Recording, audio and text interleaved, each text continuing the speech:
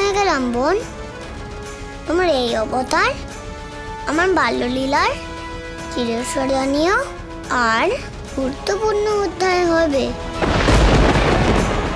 কে তুমি? আমি হলাম যোগমায়া, আমি হলাম বনমাসী। আমি সে যে অনন্তকাল ধরে কৃষ্ণকে রক্ষা করবে। কৃষ্ণর বোন। আমি হলাম বৃন্দবাসিনী।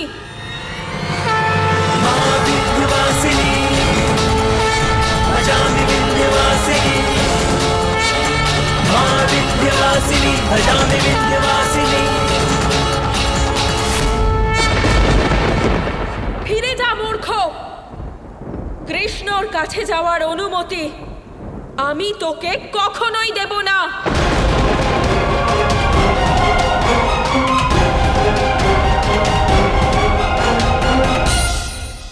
দাদা, এবার সিদ্ধান্ত নেওয়ার সময় এসেছে। আপনাকে এদের বলতে হবে যে এখানে একটা নতুন খেলা শুরু হতে চলেছে। সবাইকে জানিয়ে দিন। ঠিক আছে ভাই। শোনো বন্ধুরা, আমরা যখন এখানে এসেই পড়েছি, তাহলে আমরা একটা খেলা খেলি। কেমন খেলা? একটা এমন খেলা যা খেললে আমাদের খুব মজা হবে। মজা হবে? তাহলে তো আমাদের শুরু করা উচিত। কিন্তু এই খেলাটা শুরু করার আগে আমাদেরকে একে অপরের হাত ধরতে হবে। আর হাত ধরে কি করতে হবে? হাত ধরে করতে কি হবে? এই মেয়েটাকে কিছু চুপ করে শুনতে পারে না। এবার কি বলবো ওকে? এবার বৃন্দাকে দেখান কি খেলা হবে। হ্যাঁ, ওকে এক্ষুনি দেখায় যে খেলাটা কিরকম। খুব ভয়ঙ্কর খেলা। সবাই আমার কথা মন দিয়ে শোনো। যদি একবার আমরা হাত ধরে নিই, তাহলে এই খেলা শুরু হয়ে যাবে।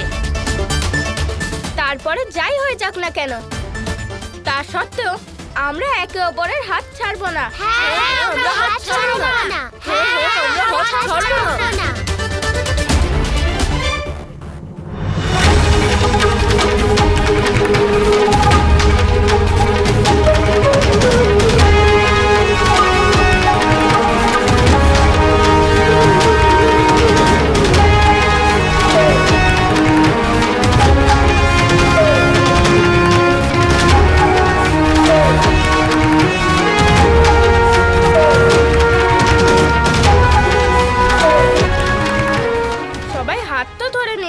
কিন্তু খেলাটা কি?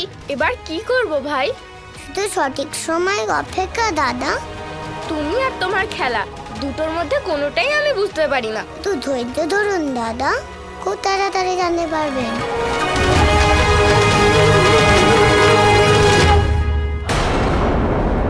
তুমি একজন মহিলা, আর কংস মহিলার উপর শক্তি প্রয়োগ করে না।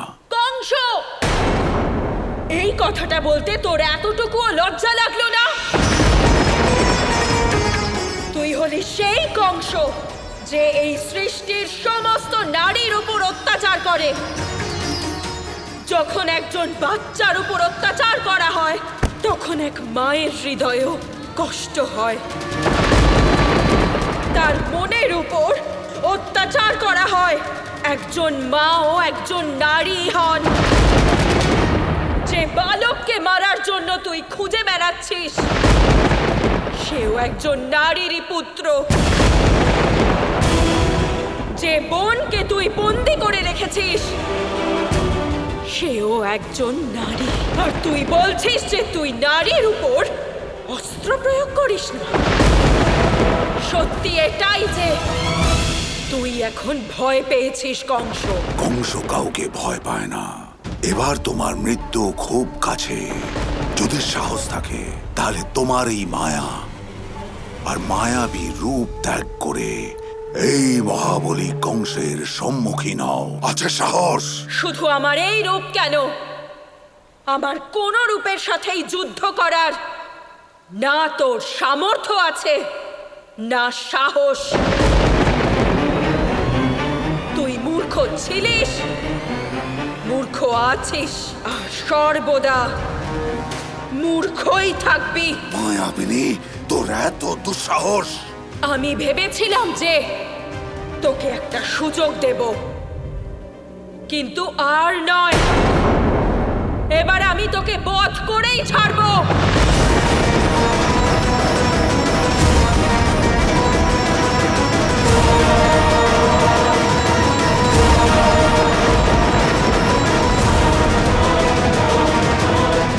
এ কি, বন্ধু খুব রেগে গেছে।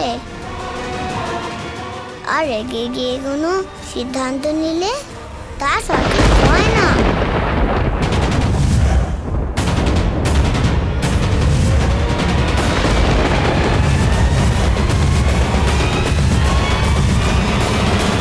দাঁড়াও বোন,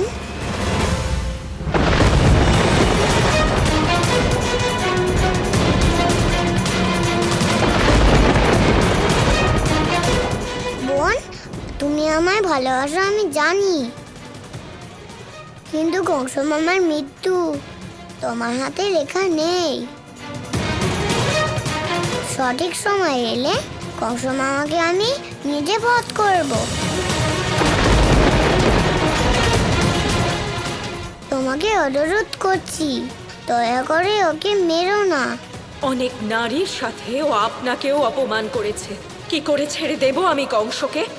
হ্যাঁ, এর শাস্তি কংস অবশ্যই পাবে, কিন্তু তারও একটা পথ আছে। কি পথ? আমরা কংসের সাথে খেলার জন্য তৈরি, তুমিও এতে যোগদান করো।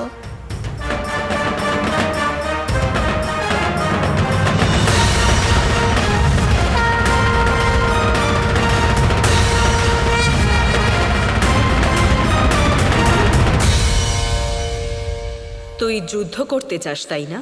আমি তোকে আরো একটা সুযোগ দিচ্ছি।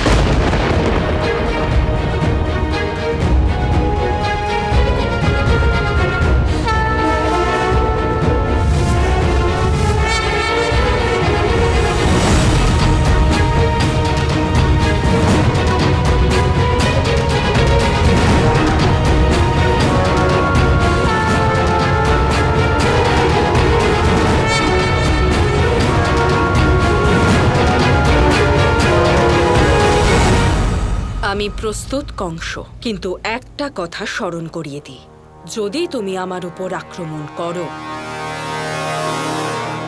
তাহলে তোমার ছায়াও তোমাকে ছেড়ে চলে যাবে। আমাকে তুই মূর্খ বলছিস? তুই তো নিজেই মূর্খ। ছায়া কখনোই আমাদের সঙ্গ ছাড়ে না। এসব মন ভোলানো কথা। আর মহাবলী কংস তোমার এই মায়াকে ভয় পায় না। এখন কথা বন্ধ করে যদি সাহস থাকে তবে মহাবলী কংসের সাথে যুদ্ধ করতে প্রস্তুত হ, মূর্খ স্ত্রী।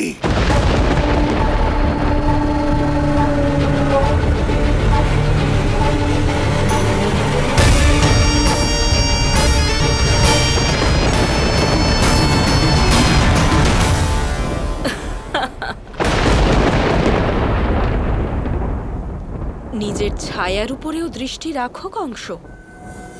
এরকম যেন না হয় যে তোমার ছায়াই তোমাকে ছেড়ে চলে যায়, তারপর আমাকে দোষ দিও না।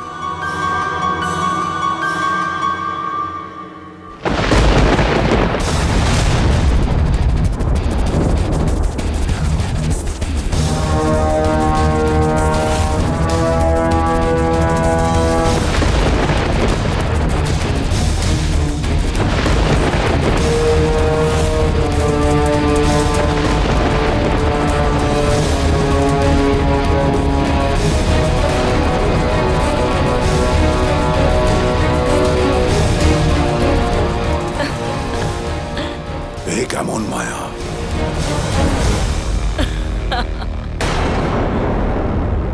যে নারীর উপর অত্যাচার করে সে নিজেই নারী হয়ে গেল।